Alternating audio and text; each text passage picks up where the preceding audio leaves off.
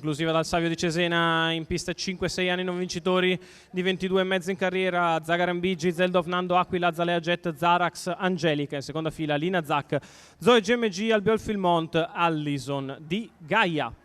Tutto pronto per la partenza, che vede Aquila e Zeldov Nando lottare in maniera anche, direi, importante, con Aquila che alla fine sfila nei confronti di Zeldov Nando, che è riuscita a scavalcare Zagarambigi. A largo subito Azalea Jet, che punta in avanti e cercherà di andare a chiedere strada ad Aquila. Primi 200 passati dalla leader in 14,6.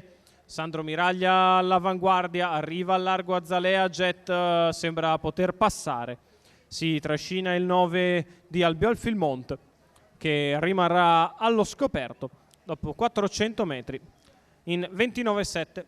Terminato il primo quarto di gara, si va sulla curva di sinistra con Azalea Jet in vantaggio nei confronti di Aquila, Zeldov Nando, al largo Albiol Filmont, che guida il gruppo esterno capeggiato da Allison di Gaia, che va a fare la seconda pariglia esterna, mentre muove in terza ruota Angelica, che aggira il gruppo, si porta allo scoperto di Azalea Jet, la quale reagisce ovviamente accelerando, mantiene il comando delle operazioni dopo mezzo miglio e va via in 1-1. In vantaggio Azalea Jet, a destra Angelica, lungo la corda Aquila, in pariglia c'è Albiol Filmont, quando il chilometro della testa viene passato in 1:15,8 da Azalea Jet, che ha sempre quella mezza lunghezza da gestire nei confronti di Angelica, che è al suo esterno.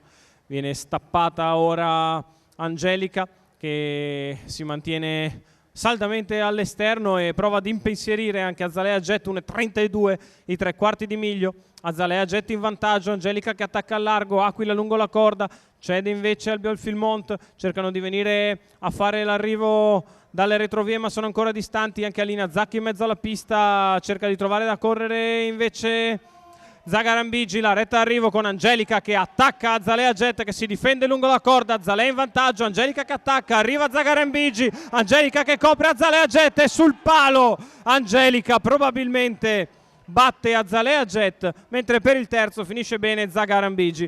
36 la chiusa, 1:15,4 il ragguaglio cronometrico, ne guida una sola ma fa centro Marco Stefani con Angelica. Il training è sempre quello di Walter D'Ambrosio del team Cioce, gli Orange Warriors alla proprietà. Andiamola a rivedere per sicurezza nelle immagini.